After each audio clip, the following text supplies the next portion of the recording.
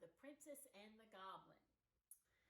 Chapter 10 is called The Princess's King Papa. The weather continued fine for weeks, and the little princess went out every day. So long a period of fine weather had indeed never been known upon that mountain. The only uncomfortable thing was that her nurse was so nervous and particular about being in before the sun was down that often she would take to her heels when nothing worse than a fleecy cloud crossing the sun threw a shadow on the little hillside. And many an evening they were home a full hour before the sunlight had left the weathercock on the stables. If it had not been for such odd behavior, Irene would by this time almost have forgotten the goblins.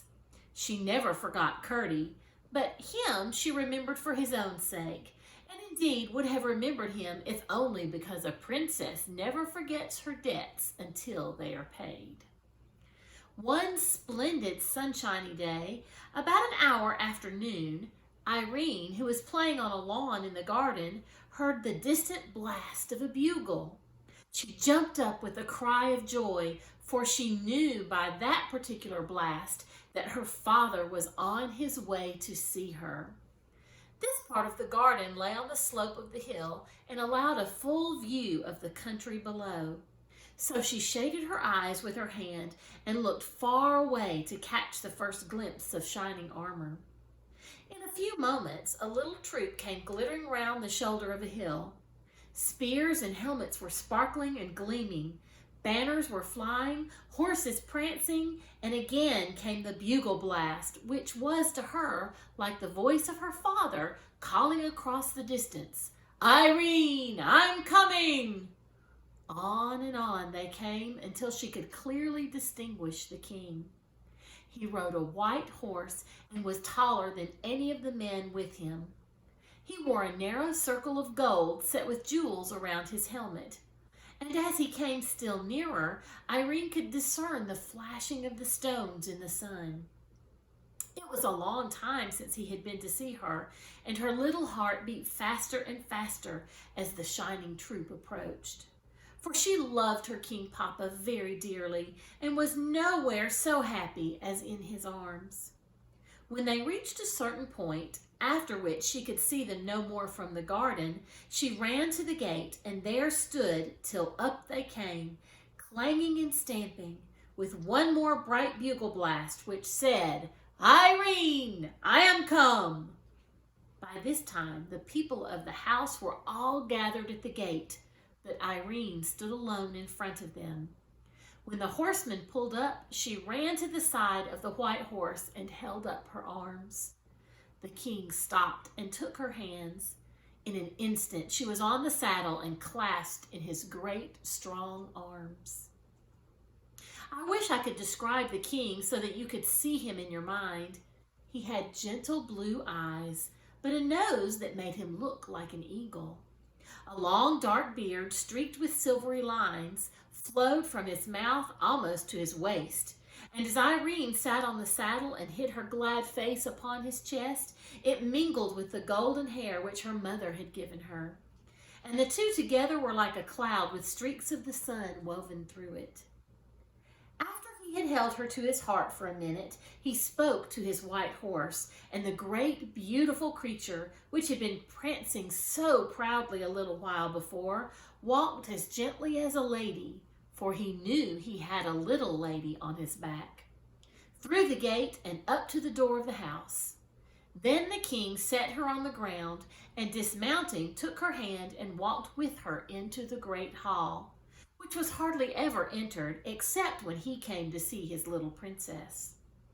There the king sat down with two of his counselors who had accompanied him to have some refreshment, and Irene sat on his right hand and drank her milk out of a wooden bowl curiously carved. After the king had eaten and drunk, he turned to the princess and said, stroking her hair, "Now, my child, what shall we do next?"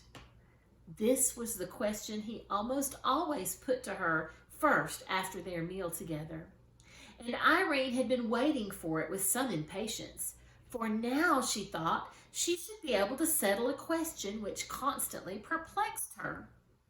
I should like you to take me to see my great old grandmother. The king looked grave and said, What does my little daughter mean? I mean the Queen Irene that lives up in the tower, the very old lady, you know, with the long hair of silver. The king only gazed at his little princess with a look which she could not understand. She's got her crown in her bedroom, she went on, but I've not been in there yet. You know she's there, don't you? No, said the king very quietly. Then it all must be a dream, said Irene. I have thought it was, but I couldn't be sure. Now I am sure of it. Besides, I couldn't find her the next time I went up. At that moment, a snow-white pigeon flew in at an open window and settled upon Irene's head. She broke into a merry laugh, cowered a little, and put her hands up, saying, Dear Dovey, don't peck me.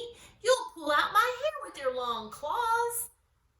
The king stretched out his hand to take the pigeon, but it spread its wings and flew again through the open window, when its whiteness made one flash in the sun and vanished.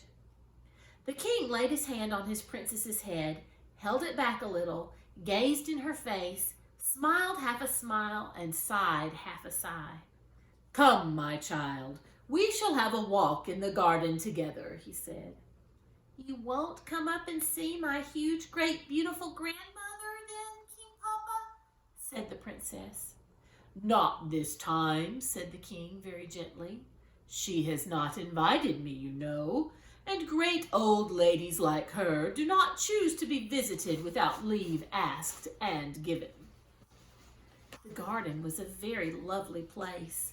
Being upon a mountainside, there were parts in it where the rocks came through in great masses, and all immediately about them remained quite wild. Tufts of heather grew upon them, and other hardy mountain plants and flowers, while near them would be lovely roses and lilies and all pleasant garden flowers. This mingling of the wild mountain with the civilized garden was very quaint, and it was impossible for any number of gardeners to make such a garden look so formal and stiff.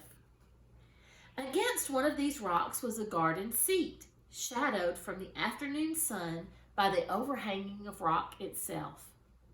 There was a little winding path up to the top of the rock, and on top another seat. But they sat on the seat at its foot because the sun was hot, and they talked together of many things. At length the king said, You were out late one evening, Irene. Yes, Papa, it was my fault, and Ludi was very sorry. I must talk to Ludi about it, said the king. Don't speak loud to her, please, Papa, said Irene. She's been so afraid of being late ever since.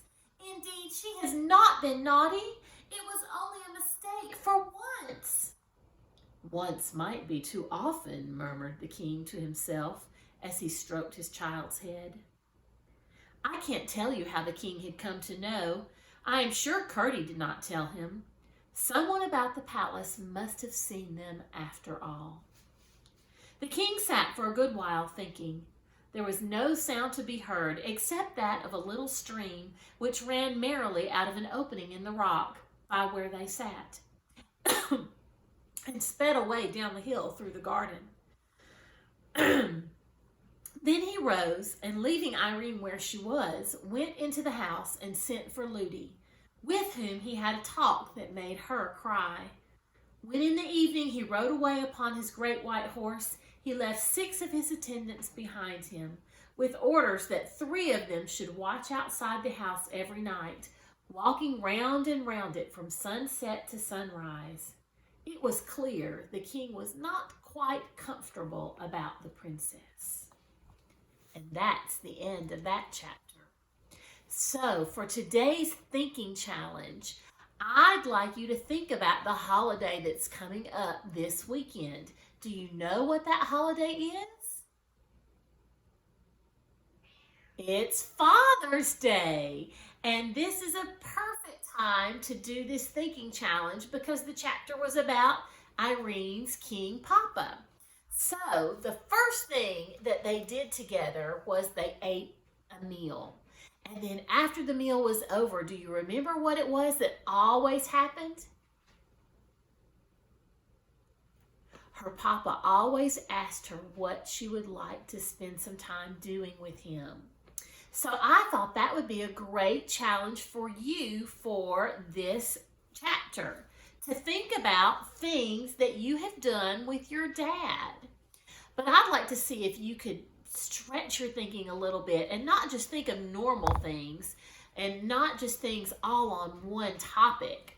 Like, you might think about all of the activities you have done together that are fun, like places you've been. We've been to the pool, we've been to church, we've been on a hike, and all of those things are places you have been. But maybe think a little differently this time. Try to think of some unusual things that you've done with your dad. Maybe what is the scariest thing you've ever done with your dad? Or what was the silliest thing you've ever done with your dad? Or what was the most challenging or most difficult thing you've ever done with your dad? So think of all of those different kinds of categories and see if you can come up with answers for all of those. And then if you took that and made it into a picture and a card, your dad would really like that as a Father's Day gift because it would be a precious memory that you have of time that he had spent with you. Well, I hope you have a good time thinking about things that you have done with your dad, and I hope that you'll make something special to give to him this Father's Day. Well, until next time, bye-bye.